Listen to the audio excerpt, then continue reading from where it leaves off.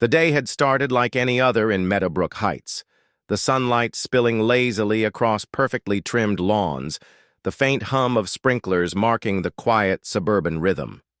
I had barely poured my first glass of iced tea when the faint metallic click in the distance made my stomach tighten.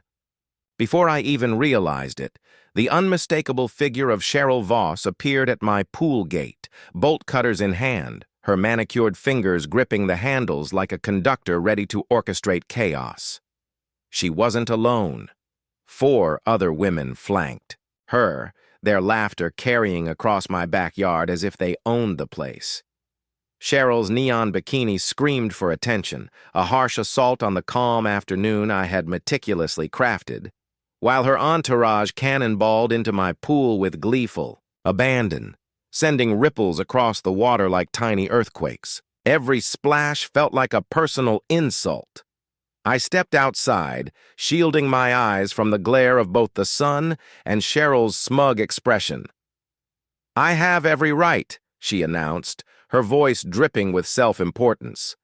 "The HOA empowers me to act in the community's best interest." She didn't notice the small notebook balanced on the knee of one quietly observing man at my patio table. The man, dressed casually yet with an air of authority, scribbled notes with sudden intensity.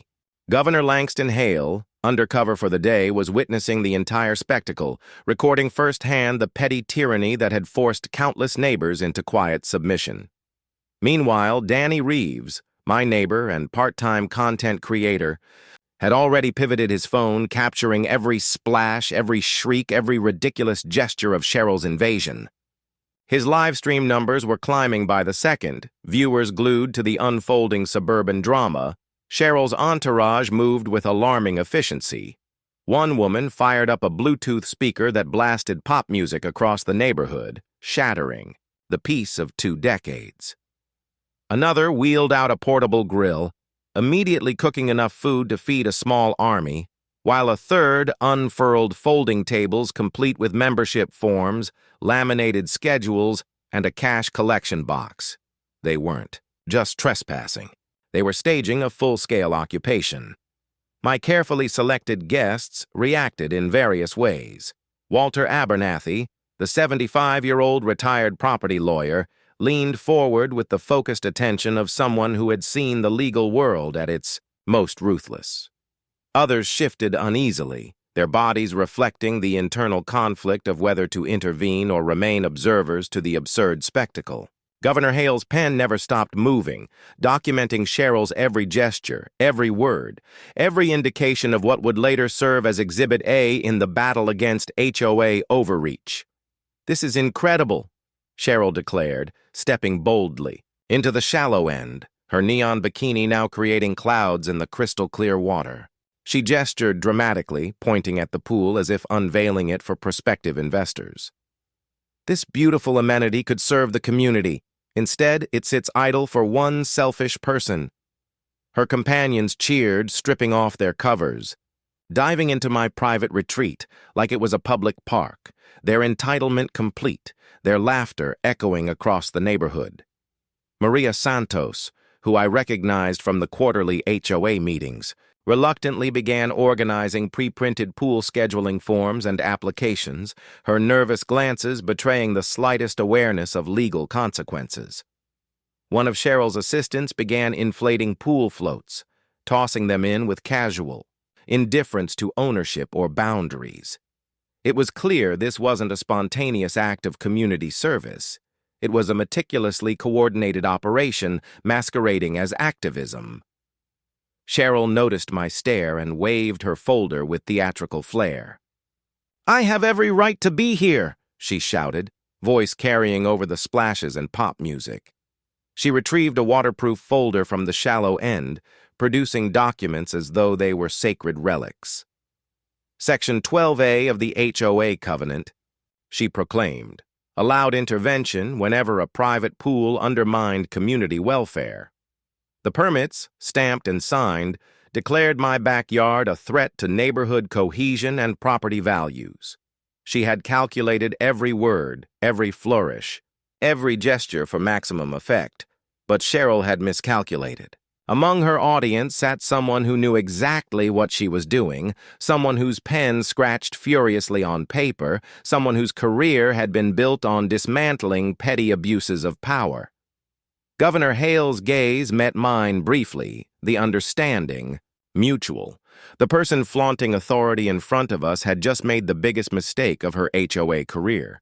Danny's live stream exploded in popularity, viewers marveling at the audacity of this suburban conquest. Each photo, each clip, each detail would soon be proof of Cheryl's overreach. Hours passed as the sun edged lower, casting long shadows. Across the backyard, Cheryl's invasion had shifted from simple trespassing to a staged takeover. Tables were arranged, grill smoke wafted into the sky, floats bobbed across the water, and her companions moved with military-like precision. Hamburger patties sizzled while laminated forms piled on folding tables. Every action reinforced the narrative of an orchestrated operation, a small-scale coup disguised as civic duty. "This isn't random," I whispered to myself, noting the precision, the choreography, the sheer audacity.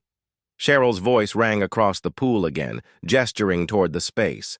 "Look at all this wasted potential. This beautiful pool could serve the entire community." Her tone carried the unwavering conviction of someone who had never faced meaningful resistance, the arrogance of a self-proclaimed ruler of a tiny, suburban kingdom. We could easily accommodate 15 families on a rotating schedule, maybe 20 during peak summer months. Think of the revenue stream this could generate for community improvements. The casual mention of revenue generation struck me as particularly revealing, suggesting this wasn't about community wellness, but about monetizing someone else's property for personal gain.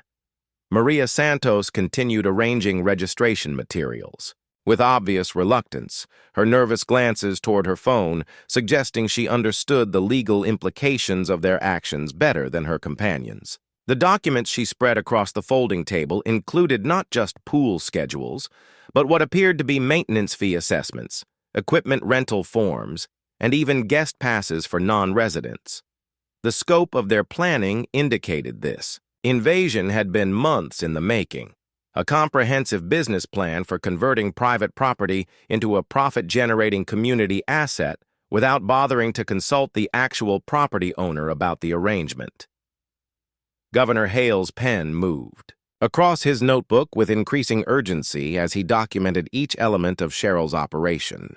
From the unauthorized entry to the immediate establishment of fee-based services on someone else's property, his quiet observation style meant most people forgot he was there, which made him the perfect witness to behavior that would typically be concealed from anyone with actual authority. Danny's live stream viewer count climbed past 5,000 as people began sharing the link across social media platforms, transforming my backyard crisis into entertainment for a growing digital audience who seemed equally fascinated and outraged by the spectacle unfolding in real time.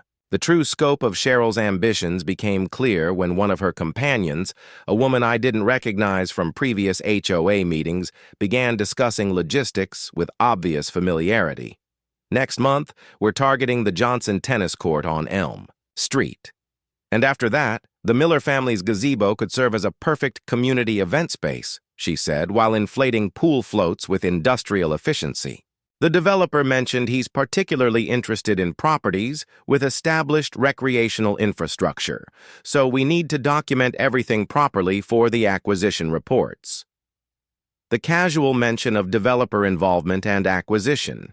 Reports suggested this wasn't just about community access, but about systematically targeting private amenities for some larger commercial purpose. When I attempted to challenge their authority to operate a business on my property, Cheryl produced her waterproof document folder with theatrical flourish, retrieving what she clearly considered her legal trump card.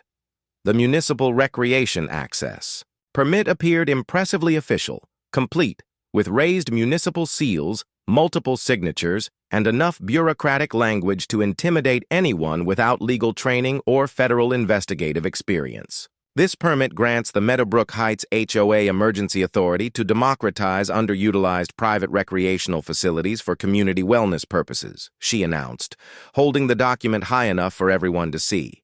The city recognizes that private hoarding of recreational resources undermines neighborhood property values and social cohesion for everyone.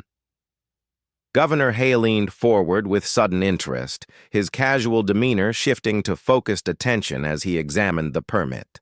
From his position at the patio table, something about the document clearly triggered his professional instincts, and I watched him make several quick notes while maintaining his anonymous observer status. His experience with municipal corruption investigations had apparently taught him to recognize red flags that might escape civilian notice, and whatever he saw in Cheryl's permit was generating the kind of concern that typically preceded federal intervention. In local government affairs, the permit itself looked sophisticated enough to fool most residents.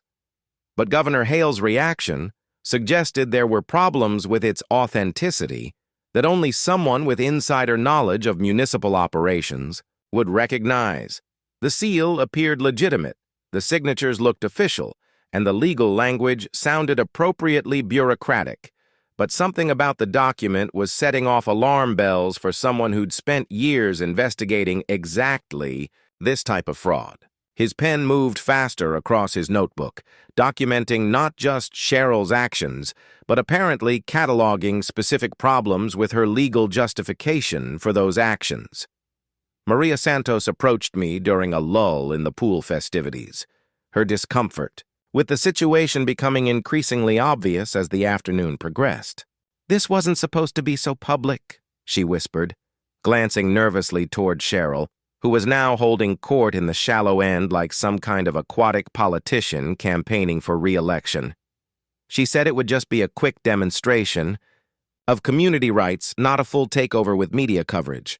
Her admission that this had been planned rather than spontaneous confirmed my growing suspicion that Cheryl's invasion was part of a larger strategy targeting multiple properties throughout the neighborhood. The afternoon sun continued its descent, casting longer shadows across a scene that had transformed from peaceful community consultation into legal theater, with my pool serving as the stage for what appeared to be systematic property appropriation disguised as social activism. Dai's live stream audience continued growing as viewers shared clips of Cheryl's most outrageous statements, while Governor Hale filled page after page of his notebook with observations that would likely prove far more consequential than anyone except me realized. Cheryl remained blissfully unaware that her moment of triumph was being documented by exactly the wrong witness. Someone whose quiet presence would soon transform her victory into something far more dangerous than she could imagine. The moment Cheryl brandished her fraudulent permit with such theatrical confidence, something fundamental shifted in my approach to this situation. For 2 years, I'd been Eli Mercer, the reclusive retiree, the quiet neighbor who kept to himself and avoided confrontation at all costs. But watching her wave that document like a legal weapon while my guests documented her performance triggered instincts I'd spent 15 years honing in the FBI's Financial Crimes Division. The hunter was waking up, and Cheryl Voss had just provided me with exactly the type of systematic fraud case that had once been my specialty. She thought she was dealing with some isolated homeowner who would fold under pressure from official paperwork and bureaucratic intimidation. But she'd made the critical error of targeting someone who'd built a career dismantling far more sophisticated criminal enterprises than her suburban extortion racket. My home security system, which most neighbors assumed was simple burglary protection, represented technology that would have been classified 5 years ago when I was still active in federal service. The AI-integrated surveillance network I'd installed after retiring wasn't paranoia, but a professional habit designed to monitor and analyze everything from voice stress patterns to micro-expressions that indicated deception. While Cheryl performed her poolside theater for my guests, algorithms were already processing her vocal patterns, cross-referencing her claims against municipal databases it still had legitimate access to, and building a comprehensive profile of Someone whose lies were becoming mathematically quantifiable in real time. The permit she displayed so confidently was triggering multiple red flags and systems she didn't even know existed.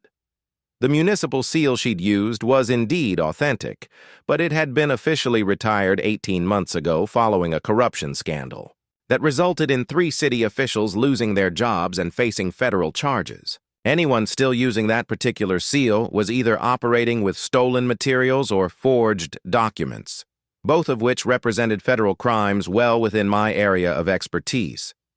Governor Hale's reaction to the document confirmed my suspicions, his pen moving across his notebook as he cataloged what were undoubtedly the same discrepancies I was mentally documenting. "Eli, you need to understand something about HOA covenant enforcement," Mr. Abernathy said quietly, approaching me while Cheryl continued her aquatic campaign rally in the shallow end. His 75 years of property law experience had apparently reached the same conclusion about her legal authority that my federal training was suggesting. Section 12A doesn't exist in your HOA bylaws, and even if it did, no homeowner association has the authority to seize private property for community use without due process, compensation, and court orders. What she's doing violates the Fourth Amendment, state property laws, and probably several federal statutes related to conspiracy and fraud. The conversation took place in low tones, while Danny's live stream continued capturing Cheryl's increasingly elaborate justifications for her invasion, his viewer count now approaching 15,000 as people shared clips across social media platforms. The comments streaming across his phone screen included legal analysis from what appeared to be actual attorneys, several of whom were pointing out the same constitutional violations that Mr. Abernathy had identified. The digital audience was becoming an inadvertent jury, and their verdict was unanimously unfavorable to Cheryl's legal theory of community property rights.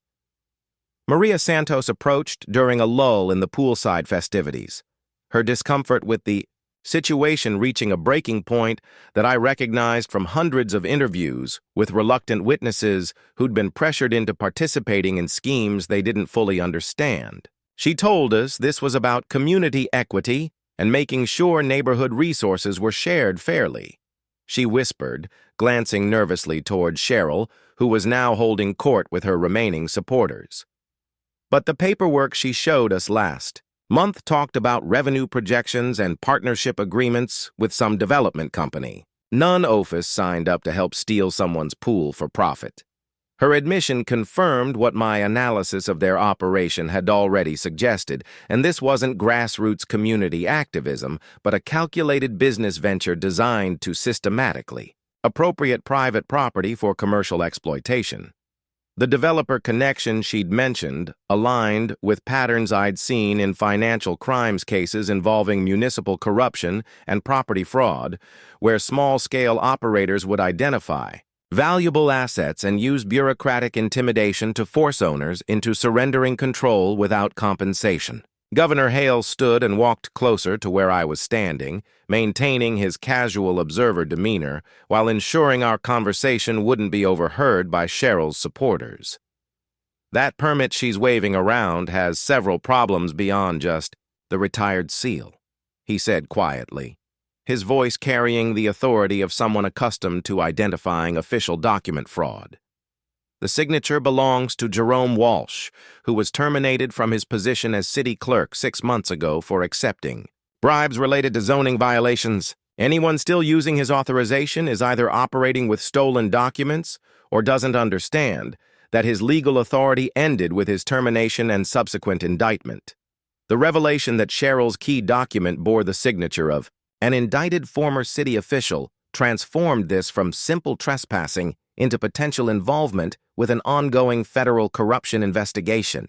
Walsh's case had made regional news when the FBI arrested him for accepting payments in exchange for approving questionable permits and zoning variances.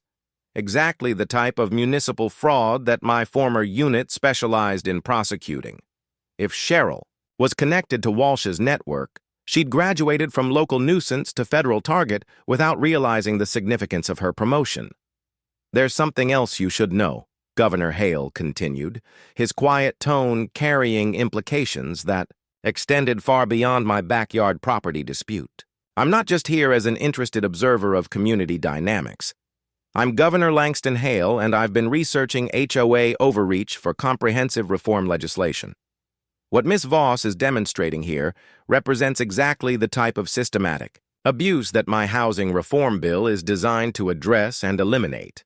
She's unknowingly provided me with a real-time case study that will be instrumental in pushing that legislation through both chambers. The afternoon had transformed from a peaceful community consultation to an impromptu sting operation, with my pool serving as the stage for what would likely become the foundational evidence for statewide housing reform.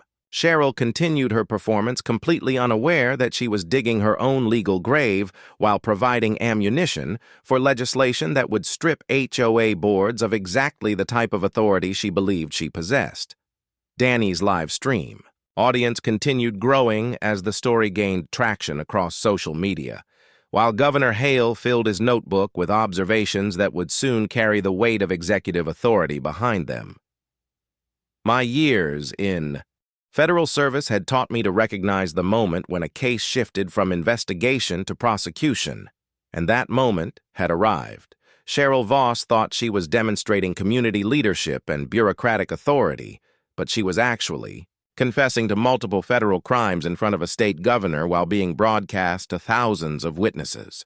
The hunter in me was fully awake now, and the prey had no idea how completely the situation had shifted against her.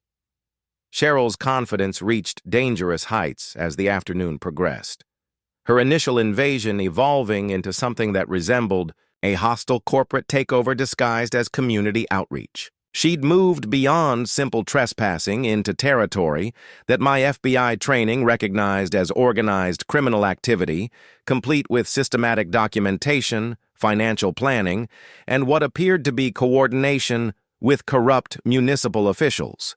The phone call she made while standing in my pool, believing herself safely surrounded by supporters and unaware that my surveillance system was recording every word, would later prove to be the smoking gun that transformed a property dispute into a federal case. "Jerry, it's showtime," she said into her waterproof phone, her voice carrying the casual familiarity of someone who'd made similar calls many times before. The conversation took place in full view of my guests and Danny's live stream audience. Cheryl, apparently believing that her authority was so absolute that she could conduct criminal business in public without consequence. The Maple Street situation needs immediate resolution. Deploy the usual pressure tactics, inspections, violations, whatever it takes to bring this guy into compliance. Payment has already been transferred through the usual channels, so there shouldn't be any delays on your end. My AI surveillance system was simultaneously recording the audio, analyzing voice patterns for stress indicators, and cross-referencing the conversation against databases of known associates in ongoing corruption investigations. The technology that had once helped me dismantle pyramid schemes and money-laundering operations was now documenting what appeared to be real-time coordination between Cheryl and corrupt municipal officials, creating evidence that would be admissible in federal court and devastating to anyone foolish enough to challenge its authenticity in legal proceedings. Governor Hale's reaction to the phone conversation was immediate and telling, his pen moving across his notebook with the urgency of someone documenting evidence for criminal prosecution rather than policy research. "That voice belongs to Jerome Walsh," he murmured to me, his tone carrying the authority of someone who'd personally reviewed Walsh's case files during the federal investigation. He's not just terminated and indicted. He's currently free on bail while awaiting trial for accepting bribes in exchange for fraudulent permits and zoning approvals. If she's coordinating with him, she's potentially interfering with an ongoing federal investigation, which adds obstruction of justice to her growing list of federal charges. The implications of Cheryl's casual coordination with an indicted federal criminal were staggering, transforming what had begun as a neighborhood dispute into potential involvement with organized municipal corruption that stretched across multiple jurisdictions.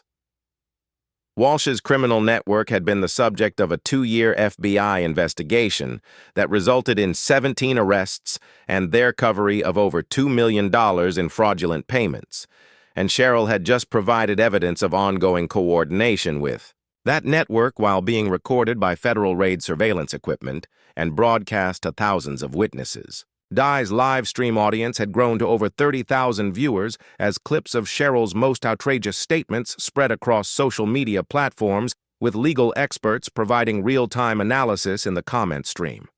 Several verified attorneys were pointing out specific statutes that Cheryl appeared to be violating, while others noted that her coordination with Walsh could constitute conspiracy charges under federal RICO statutes designed to prosecute organized criminal enterprises. The digital jury was becoming increasingly sophisticated in its legal analysis, transforming entertainment into education as viewers learned about property rights and criminal law in real time.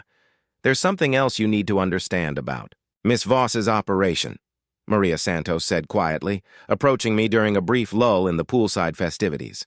While Cheryl continued making what appeared to be coordination calls with other members of her network, her nervousness had evolved into something approaching panic as she realized the legal implications of her involvement in what was clearly a criminal enterprise rather than legitimate community activism. "She's been pressuring me to falsify HOA financial records for months, claiming it's necessary to fund community improvements, but the money is going to legal fees for lawsuits against homeowners who refuse to cooperate with her demands."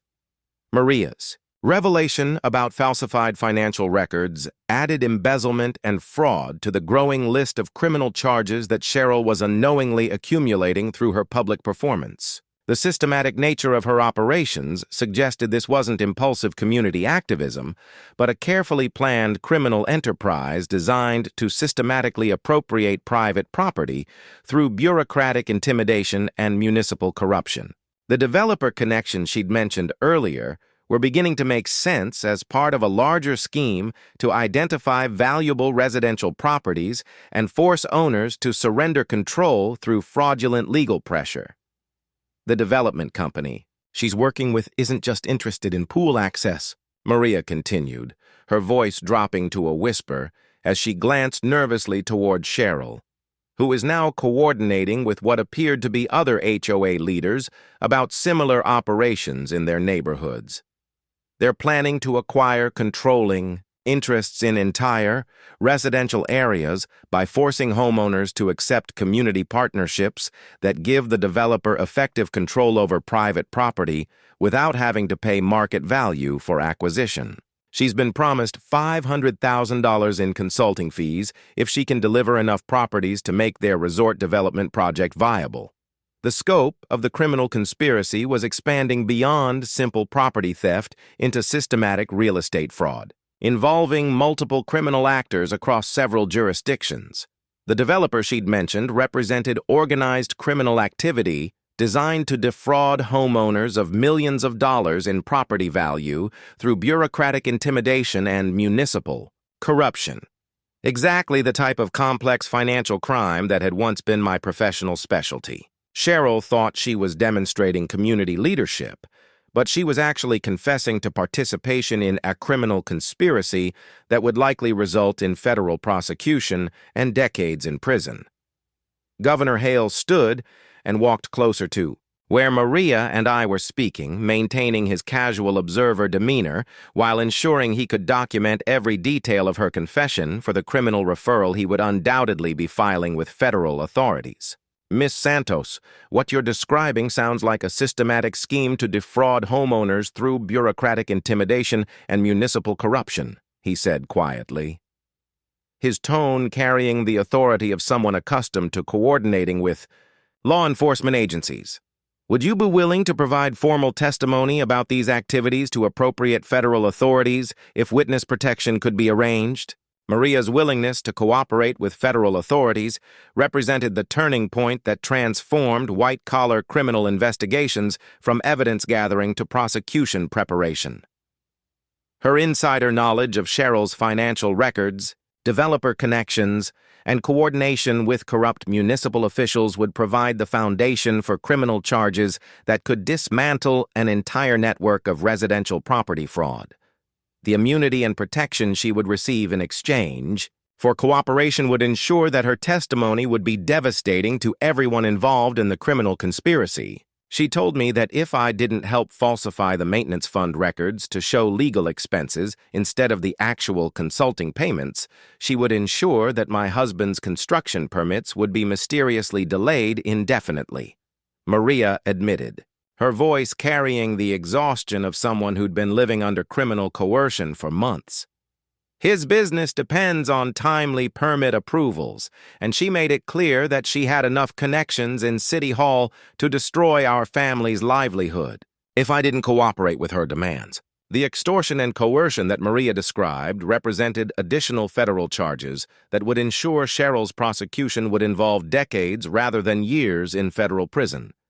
The systematic nature of her threats and the coordination with municipal officials elevated her operation from simple fraud to organized criminal activity that would attract the attention of federal prosecutors specializing in public corruption cases. The evidence that Danny's live stream was providing, combined with my surveillance recordings and Maria's testimony, would create an overwhelming criminal case that no defense attorney could successfully challenge. Cheryl concluded her series of coordination calls and returned to the pool area with renewed confidence, apparently believing that her municipal connections would resolve any legal challenges to her authority through bureaucratic pressure rather than legitimate legal process.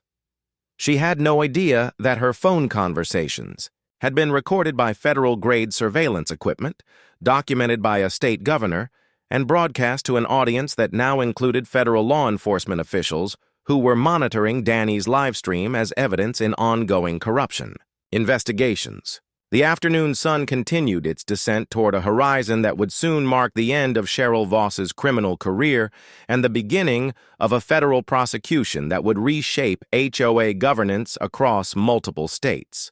The transformation from passive observer to active investigator happened gradually, then all at once. My 15 years in federal service had taught me that the most successful prosecutions began not with dramatic confrontations, but with methodical evidence gathering, and Cheryl Voss was providing me with more incriminating material than most criminals produced during months of surveillance. While she continued her poolside performance, believing herself protected by bureaucratic authority and municipal connections, I was systematically building a federal case that would dismantle not just her individual operation, but the entire network of corruption she represented. My home office, which neighbors assumed was a simple remote workspace, contained secure communication equipment that maintained my active federal security clearance and direct access to FBI databases that most retired agents lost within months of leaving service.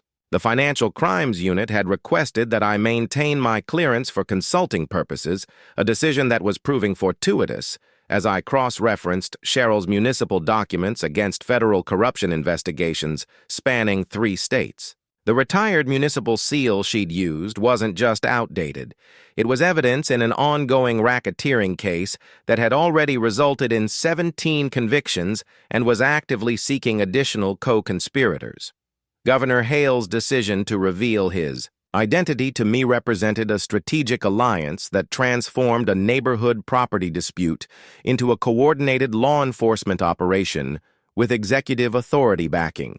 His housing reform legislation needed concrete examples of systematic HOA abuse. While my federal investigation expertise could provide the evidence necessary to ensure criminal prosecution rather than simple policy change, together we represented a combination of executive authority and federal investigative capability that Cheryl's criminal network was completely unprepared to face. The scope of this operation extends far beyond your backyard, Governor Hale explained as we reviewed the evidence I'd gathered through my federal database access, while Cheryl continued coordinating with what appeared to be other HOA leaders about similar property appropriation schemes. Atlantic Coast Development has been flagged by state investigators as Ashell Company, potentially involved in systematic residential property fraud across 4 counties.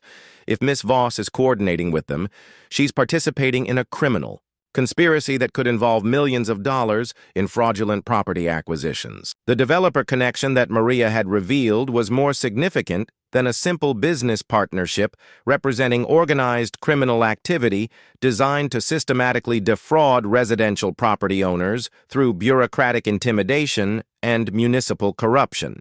Atlantic Coast Development's business model involved identifying valuable residential properties and using corrupt HOA leadership to force owners into surrendering control without compensation, a scheme that violated federal racketeering statutes and carried sentences measured in decades rather than years. Dye's live stream had evolved beyond simple entertainment into citizen journalism, with his audience now including federal law enforcement officials who were monitoring the broadcast as evidence in multiple ongoing investigations.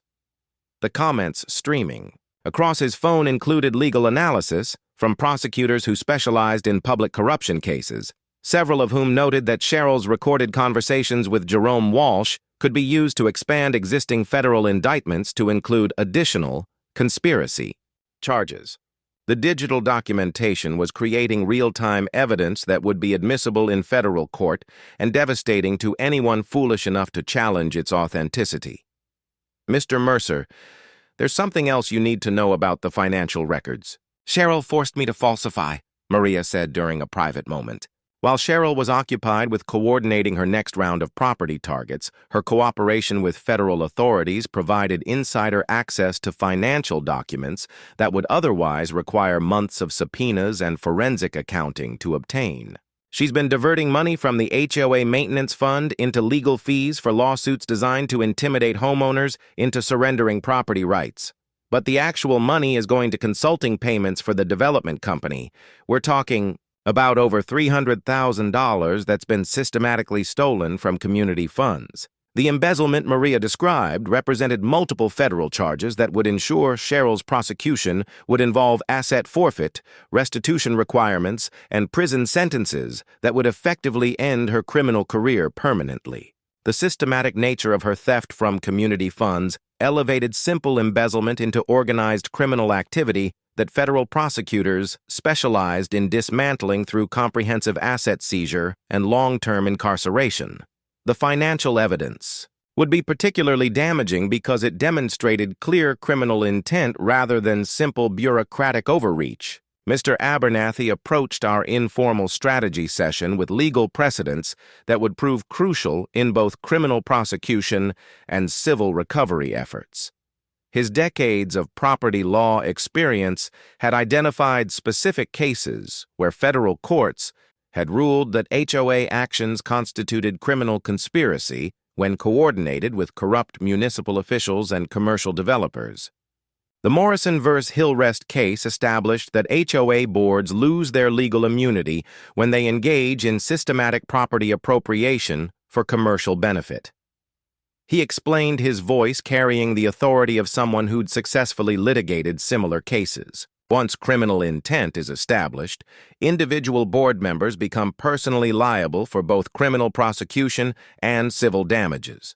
The legal strategy he outlined would ensure that Cheryl's criminal prosecution would be accompanied by civil lawsuits that would recover damages for every homeowner who'd been victimized by her schemes, while establishing legal precedents that would prevent similar operations in other communities. The combination of criminal prosecution and civil recovery would create comprehensive consequences that would serve as an effective deterrent to other potential perpetrators while providing restitution to victims of her criminal enterprise. We need to coordinate the timing of our response carefully, Governor Hale said, as we reviewed the evidence that had accumulated over the course of the afternoon. Federal prosecutors will want to use this case as the foundation for expanded indictments against the entire corruption network, which means we need to ensure that all evidence is properly documented and preserved according to federal standards. Your surveillance recordings combined with the live stream documentation in Maria's insider testimony represent the type of comprehensive evidence package that prosecutors dream about building. The coordination between state executive authority, and federal investigative capability was creating a prosecution framework that would ensure systematic dismantling of the entire criminal network rather than simple individuals' accountability. The evidence we'd gathered represented not just proof of Cheryl's individual crimes, but documentation of organized criminal activity that could support racketeering charges against dozens of co-conspirators across multiple jurisdictions. Cheryl concluded her latest round of coordination calls and announced her intention to formalize her appropriation of my pool through what she described as an emergency HOA meeting that would be held poolside the following afternoon. Her confidence remained absolute, apparently convinced that her municipal connections and bureaucratic authority would protect her from any legal consequences for her criminal activity.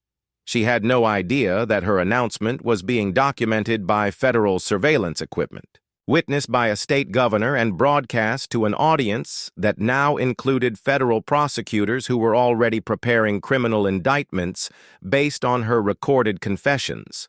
The afternoon sun cast longer shadows across a scene that had transformed.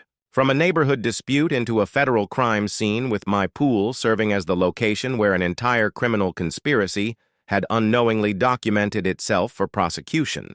Tomorrow's emergency meeting would provide Cheryl with one final opportunity to incriminate herself and her co-conspirators before federal authority intervened to end her criminal career permanently. The emergency HOA meeting that Cheryl had announced, with such confidence, transformed my backyard into something resembling a legal amphitheater.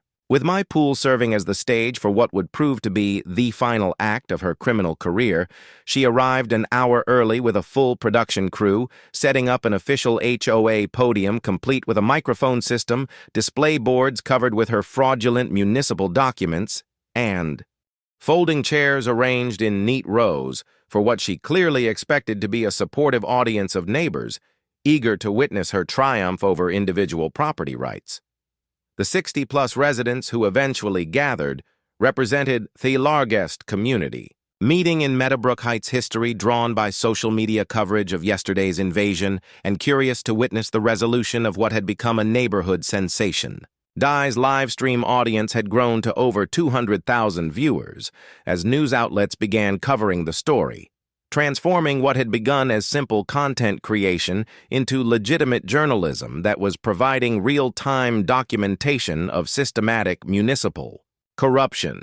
The comments streaming across multiple social media platforms included legal analysis from prosecutors, property rights advocates, and federal investigators who were monitoring the broadcast as evidence in multiple ongoing criminal cases. The digital jury had evolved into a sophisticated legal audience that understood they were witnessing something unprecedented in the intersection of social media documentation and criminal prosecution. Ladies and gentlemen of Meadowbrook Heights, Cheryl began from her makeshift podium, her voice carrying across the gathered crowd with the confidence of someone who believed absolute victory was within reach. She wore a business suit instead of yesterday's bikini, apparently understanding that formal authority required an appropriate costume, while her supporters arranged themselves strategically throughout the audience to provide visual evidence of community backing for her actions. We're gathered today to formalize the community democratization of this privately hoarded recreational facility, ensuring that all residents have equitable access to amenities that should serve our entire neighborhood, rather than privileging one individual over 47 families.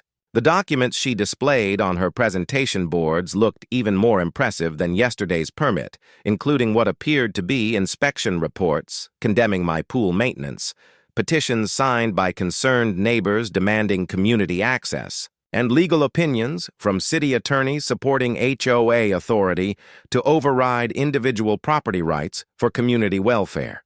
The sophistication of her fraud was remarkable, representing months of preparation and coordination with corrupt municipal officials who had provided her with enough authentic-looking documentation to intimidate any homeowner without access to federal investigative resources or legal expertise. Governor Hale remained seated among the general audience, maintaining his anonymous observer status while documenting every element of Cheryl's presentation for the criminal referrals he would be filing with federal authorities within hours of the meeting's conclusion. His notebook had filled with detailed observations about the systematic nature of her operation, the coordination with indicted municipal officials, and the involvement of commercial developers who were using HOA corruption to systematically appropriate private property without compensation.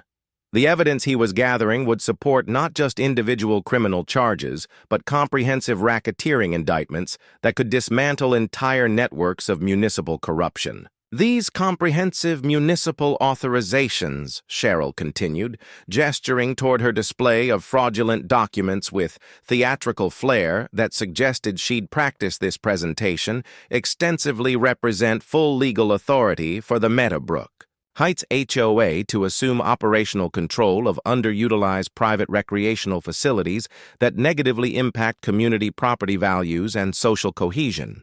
The city recognizes that private hoarding of recreational resources represents a threat to neighborhood stability and economic development that requires immediate intervention through established community governance protocols. The legal language she employed was sophisticated enough to intimidate residents without legal training, but every phrase was carefully crafted to disguise criminal property theft as legitimate community governance. Her months of coordination with corrupt municipal officials had provided her with enough bureaucratic terminology to make her fraud sound official, while her partnership with Atlantic Coast Development had given her commercial backing that transformed simple theft into systematic real estate fraud designed to benefit organized criminal enterprises. Maria Santos sat in the front row looking increasingly uncomfortable as Cheryl's presentation progressed, her role as reluctant accomplice becoming more difficult to maintain as the criminal implications of their activities became clearer to the assembled audience. Several times during Cheryl's speech, Maria appeared ready to interrupt or object, but each time she glanced toward other HOA board members who were clearly prepared to intimidate her into continued cooperation with their criminal conspiracy. The implementation of community democratization protocols will begin immediately, Cheryl announced as she reached the climax of her presentation, her voice carrying absolute conviction that her authority was unquestionable and her legal position was unassailable. Effective today, this facility will operate under HOA management, with established usage schedules, maintenance fees, and community guidelines that ensure equitable access for all residents. Property owners who attempt to interfere with legitimate community governance will face appropriate legal consequences through established municipal enforcement protocols. The moment she concluded her formal presentation and opened the floor for community discussion, Governor Hale stood slowly from his position among the general audience, removing the sunglasses that had helped maintain his anonymity throughout the weekend surveillance operation.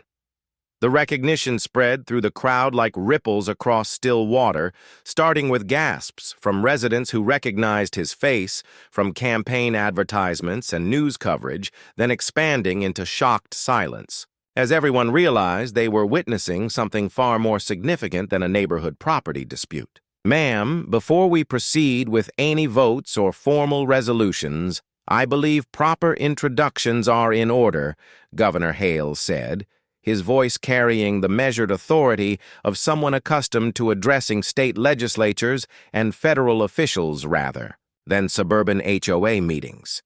The transformation from anonymous observer to executive authority was complete, and the implications were immediately obvious to everyone present, including Cheryl, whose confident expression was rapidly shifting towards something approaching panic as she began to understand the magnitude of her miscalculation. I am Governor Langston Hale, and I have been conducting field research into HOA governance practices for comprehensive housing reform legislation currently under development and coordination with federal housing authorities. He continued, his words carrying implications that extended far beyond simple policy research into territory that clearly involved criminal investigation and prosecution. Ms. Voss, your demonstration of HOA authority over the past 2 days has provided exceptionally valuable documentation of systematic abuse patterns that will be instrumental in crafting legislation to prevent exactly the type of property appropriation you have been attempting to legitimize through fraudulent municipal documentation. The silence that followed, his introduction was absolute, broken only by the sound of Danny's live stream audience exploding across social media as clips of the governor's revelations spread instantly across multiple platforms.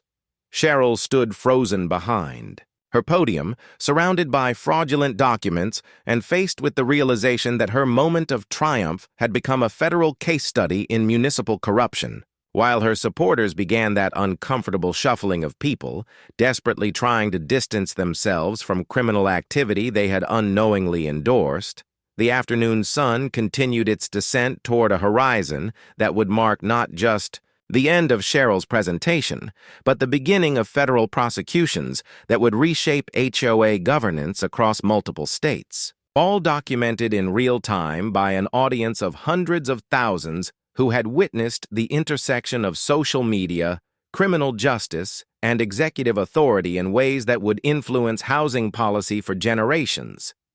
The immediate aftermath of Governor Hale's revelation transformed Cheryl from a confident community leader to a criminal defendant in the span of minutes.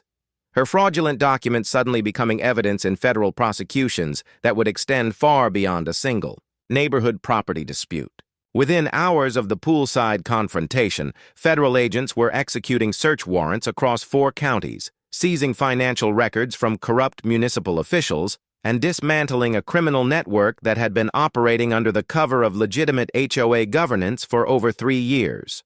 The scope of the investigation expanded rapidly as prosecutors discovered that Cheryl's operation was merely one node in a systematic scheme involving dozens of HOA boards and corrupt city officials working in coordination with commercial developers to systematically appropriate private residential property.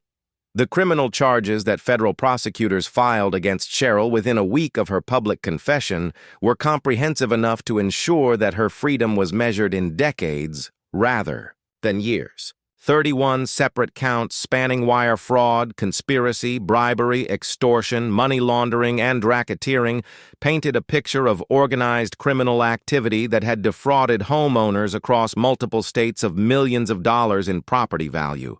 The financial restitution requirements alone exceeded $1.8 million, while asset forfeit proceedings seized her house, vehicles, and bank accounts to compensate victims of her criminal enterprise. The lifetime ban from any community leadership position was almost redundant given the federal prison sentence that would effectively end her ability to victimize additional communities. Maria Santos emerged from the wreckage of Cheryl's criminal network as the key cooperating witness whose insider testimony provided prosecutors with detailed financial records, recorded conversations, and documentary evidence that made a successful defense virtually impossible. Her cooperation agreement with federal authorities included witness protection services and immunity from prosecution in exchange for comprehensive testimony about the systematic nature of HOA corruption and the involvement of commercial developers in residential property fraud. The courage she demonstrated in choosing cooperation over continued criminal participation transformed her from reluctant accomplice to instrumental force for justice, while providing other victims of similar schemes with a model for resistance against bureaucratic intimidation. The systemic changes that resulted from Governor Hale's housing reform legislation represented the most comprehensive overhaul of HOA governance in American legal history, with provisions that strengthened individual property rights while establishing federal oversight of community association financial practices. The Hale HOA Reform Act passed both chambers of the state legislature with bipartisan support and served as a model for similar legislation in 43 other states, creating uniform standards for HOA authority that prevented the type of systematic abuse that Cheryl had represented. Federal oversight requirements ensured that community association finances would be subject to the same transparency standards as municipal governments. While mandatory property rights education for HOA board members eliminated the ignorance that had enabled systematic abuse of homeowner rights. My role in the investigation and prosecution evolved from accidental victim to federal consultant with my FBI experience, proving invaluable in coordinating between state and federal agencies pursuing related corruption cases across multiple jurisdictions. The security clearance I had maintained for consulting purposes became the foundation for a new career helping state governments identify and dismantle systematic municipal corruption, while the surveillance technology I had installed for personal security became atom plate for federal agencies investigating similar schemes in other communities. The transformation from reclusive retiree to advocate for residential property rights provided a sense of purpose that my years in federal service had never quite achieved. Dye's documentation of the entire affair evolved from simple content creation into award-winning journalism that influenced national conversations about property rights and community governance, with his live stream footage serving as evidence in congressional hearings and legal textbooks about the intersection of social media and criminal justice. His coverage of subsequent federal prosecutions helped maintain public attention on systematic HOA corruption, while his platform provided other victims of similar schemes with resources and legal contacts necessary to pursue their own justice. The transformation from neighborhood content creator to investigative journalist demonstrated the potential for citizen journalism to influence legal and political outcomes in ways that traditional media coverage could never achieve.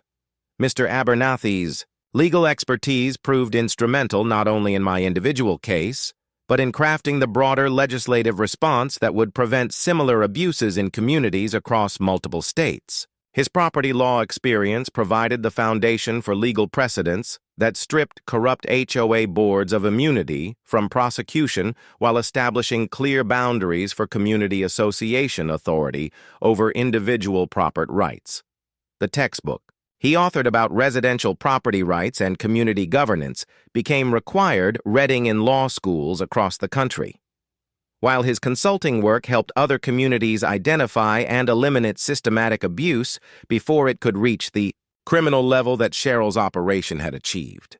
The Meadowbrook Heights community underwent a complete transformation in the months following Cheryl's arrest and prosecution, with new HOA leadership elected through democratic processes that emphasized transparency and individual property rights over bureaucratic control and commercial partnerships. Community events that had once been mandatory displays of HOA authority became voluntary gatherings that actually built neighborhood relationships, while property values increased 28% as potential buyers recognized the stability that came with legitimate governance rather than systematic corruption.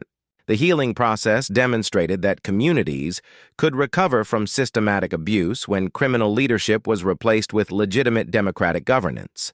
The national impact of the case extended beyond simple policy reform into fundamental changes in how Americans understood the relationship between individual property rights and community governance, with congressional hearings examining similar corruption schemes in communities across the country. Harvard Law School developed a case study program using the Meadowbrook Heights prosecution as a foundation for teaching students about the intersection of property law, criminal justice, and community governance.